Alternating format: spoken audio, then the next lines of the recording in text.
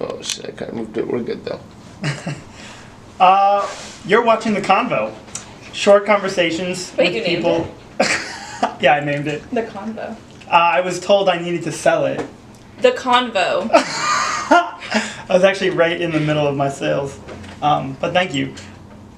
So, this is Short Conversations with People I Admire. Here we cover a wide range of topics pertaining to my guests. And hopefully along the way we laugh, relax, and maybe even learn something. And so we got a twofer today, but I was only prepared for one, and her name is Abbie Pratico. She grew up on the beautiful southern coast of Maine in Falmouth. She's a first-year student at the Maine Law School. After transferring to and graduating early from the University of Maine, Orono, she went to work for the Maine District Attorney's Office. In 2014, she worked on Emily Kane's U.S. House of Representatives campaign for the Maine 2nd Congressional District. She has well over 10,000 followers on Instagram, where she posts daily about her immaculate sense of fashion, enviable world travels, and perfectly timed holiday outings. Thanks so much for being on the show. Great. I'm glad my perfectly timed holiday outings are getting the attention they deserve. You're welcome. I guess I'll let you introduce our second guest. Okay, so this is Gus. Full name is Augustus Gloop Pratico. He is part pug, part shih tzu, 100% a good time. Is that something you said before? No, it actually just came naturally. Like, I was like, okay, part this, I should say 100% something, and I was like, well, what is he? I had questions about Gus prepared anyways, because perfect. As Abbie mentioned, why wouldn't we be talking about him? As Abbie mentioned before we got started, Gus is a part of her. What is Gus's origin? Gus, so I really wanted a dog. Dogs are expensive. Even if you adopt them, if it's a puppy, they want like $600 at an adoption place. So I went to Craigslist and posted that day was a post from northern Maine, and they were like, hey, all right, well, he's jumping off my lap. Okay. They were like, hey, our dog had puppies. We didn't even know she was pregnant. We can't afford the shots, and this particular puppy needs surgery. So we'll give it away for free to anybody who can take it and give it the shots and surgery that it needs. So I emailed them. I said, be there in 3 hours, because I put their address in my GPS, and I was like, it's going to take 3 hours to get there. And then Gus was in my car 3 hours later, and that is the story of Gus. And he is healthy as a whistle now. What were his issues? He was born with a hernia, so basically, dogs have, umbilical cords, too, and his wasn't fully removed. So, if it wasn't removed, he could have, problems with his intestines, because you don't know what it's attached to. So he had to get a surgery to have it removed. That's terrifying. Yeah. What was your mom's reaction? My mom was so panicked. She was panicked for 2 reasons. First, she really did not want to get stuck watching a dog if I ended up being irresponsible. And second, she was at least 50-50 on whether I was going to get murdered in northern Maine that day. So, but it all worked out okay. Because she came. Yeah, she ended up coming with me because she was like, okay, I'm not psyched about the dog, but if my daughter gets murdered, that might be on my hands. So she came. That's a good mom. Yeah, definitely. She came around. Shout out, Mama Pratico. What is the quality in Gus you aspire to most? I would say persistence. He does not care if you don't like him. He will not make it an option for you to dislike him in the future. So, people come, I've had people come over that aren't dog people, and they clearly don't like Gus. And within, 3 or 4 visits, they're like, I love Gus, he's amazing, I'm so glad he is here. He really he commits to having people like him. What's his secret? It's the face. I think it's just the face. His personality, it's fine, but with a face like that, who can say no, you know? That's true. And sometimes his lips get stuck up here. Or his tongue gets stuck in the middle. I think that makes him really personable and approachable. So, it works out for him. Yeah. Gosh. And it's recently his birthday? His birthday is May 25th. So it's coming up. Coming right up. And in dog years, he'll be turning 14. I don't think I'm going to give him a bat mitzvah. I think we missed that window, so I will be throwing him a quinceañera. Is that true? Oh, yes, it is. I can't wait. Maybe there'll be pictures. Yeah, we'll see. I'm sure. Oh my gosh, Gus. I'm glad he's here. I am really glad he's here. So, transitioning a little bit, I'm going to read you a quote, and I'm going to see if it resonates with you. Okay. On season 3, episode 6 of 30 Rock, Jack Donaghy said, "With Manhattan real estate, there are no rules. It's like check-in at an Italian airport." Would you say the same is true of Portland? Yeah, sure. I mean, I don't quite understand. I think there are some rules. Like, people get mad if you don't pick up your dog poop. I only ask because I know you're looking for an apartment right now. I am not anymore. I'm re-signing my lease. I didn't do my research. Yeah, no, I'm going to re-sign my lease. It's recently decided as of like 30 minutes ago. Good for you. Yeah. Congratulations. This is like news, breaking news. Can you do a little banner underneath? Breaking news. I wish I had any talent, but I don't. All right, I would have handmade one and just placed it right here. Be it for me, but yeah, I think the one bedroom life is just undeniably awesome. So. And future roommate? We'll see. Getting him to buy groceries has been a trying experience. So, but current roommate Gus is tagging along. Oh my gosh, Yeah. That's exciting. Yeah, it'll be good. What was the decision process? The decision process was I was getting annoyed because it was hard to find 3 bedrooms. And then the more annoyed I got, the more I was like, why am I even doing this? I love living alone. So then I think it kind of came down to living alone is more expensive. Yeah. But I think it's worth paying for things that make you happy. That's why I buy clothes that I like. That's why I buy food that I like. And why should that apply for apartments as well? So I was like, yes, I didn't have as much spending money as I wanted in the last year, but like I'm willing to only be able to eat out once a week again if I get to live alone. So it's all about the the trade-offs in life. Yeah, exactly. So that's where I came down on it. What do you love the most about living on the peninsula?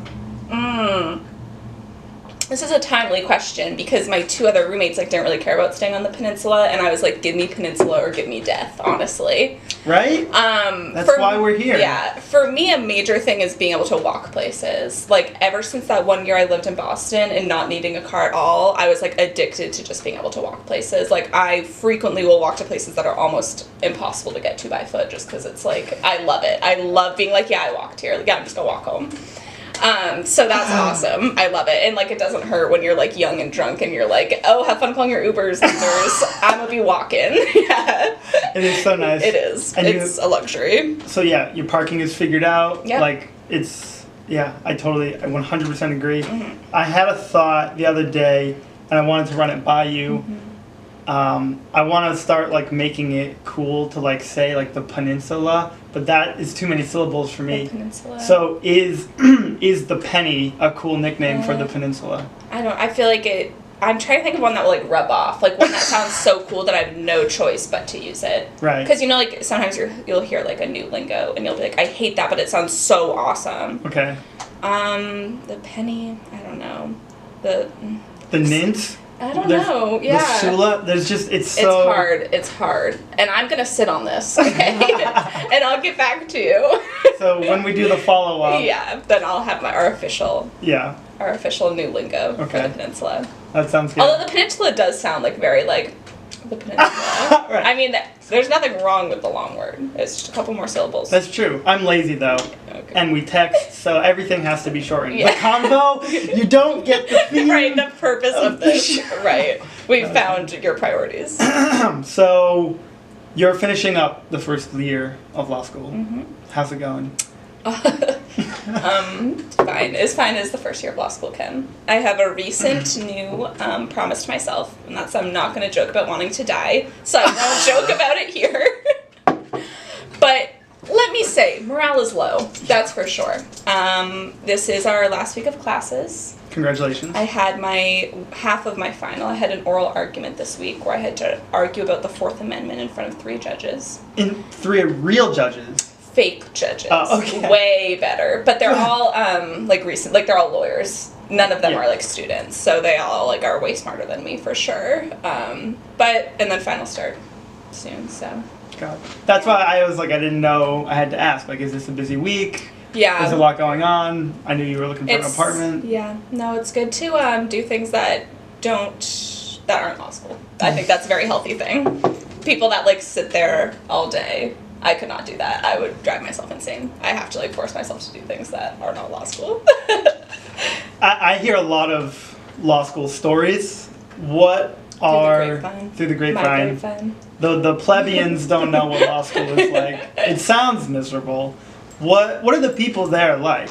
Because I've heard a lot of stories. I've met a few law school friends, but genuinely, I feel like if I met most of these law school people outside of law school, I think I would like them. You know, like, they are all very intelligent. They're personable, obviously, because they're going to stand up in court someday and, like, convince you to vote their way. But the issue with law school is your first year. In my class, there are 83 of us. You're all in the same classroom every day for an entire year in the exact same seats. So you, like, you know how, like, you live with, like, a roommate for a year, and even if they were your best friend, you're like, oh my god, I hate that they, like, never clean their mugs. And, like, that's so annoying that they, like, do this and that. And, like, not you, of course. Your roommates are great. But I love you guys.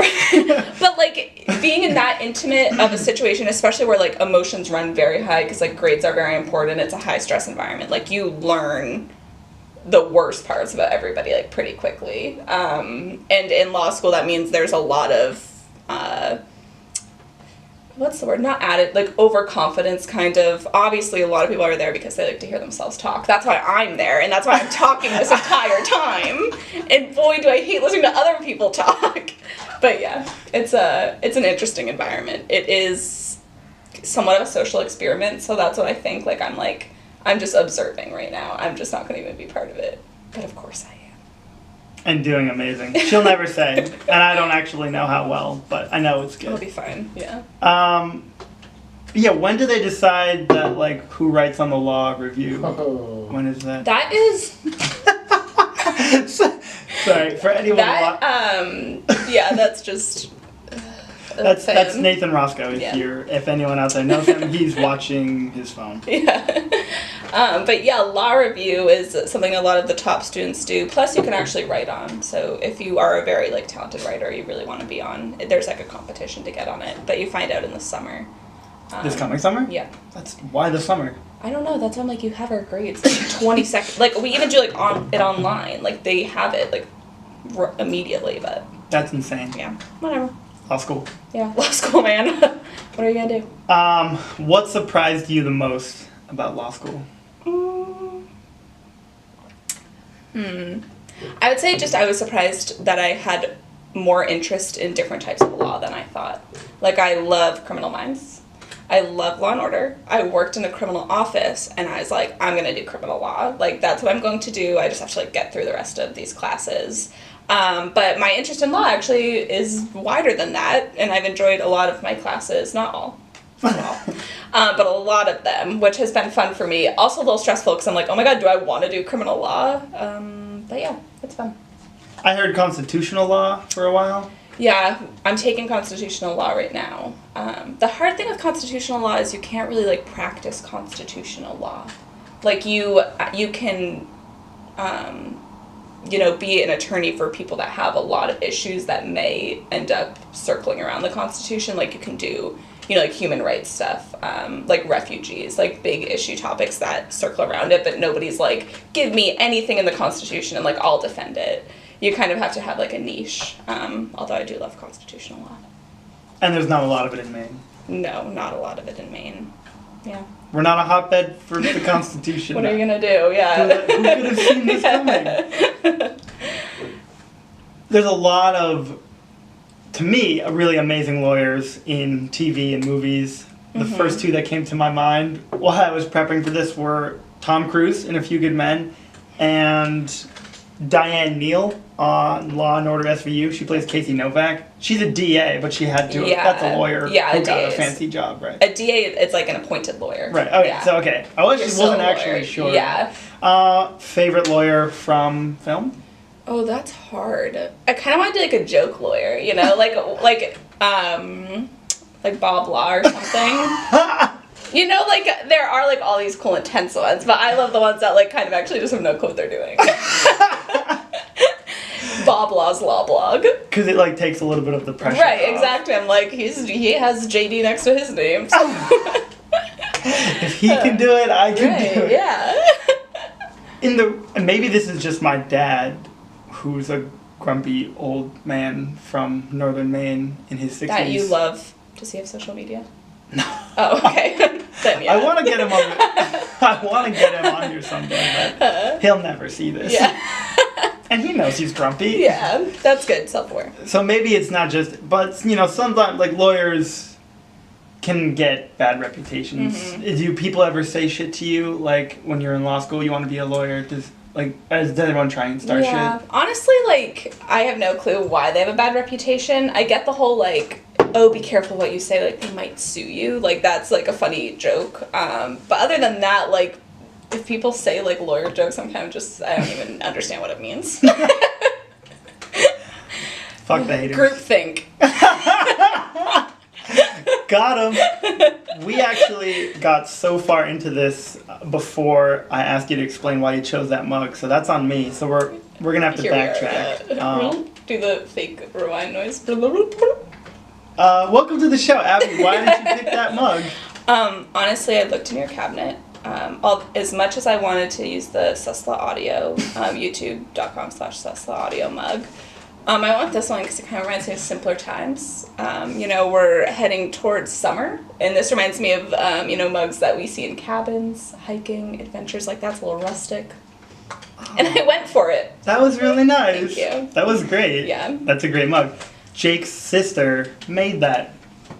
Wow, did I nail that it was, like, rustic and, like, wow. And she, like, is living in Colorado. This is really well. I've seen ones in, like, you know, like Anthropology and stuff that, like, try and get the look of this, like a homemade mug.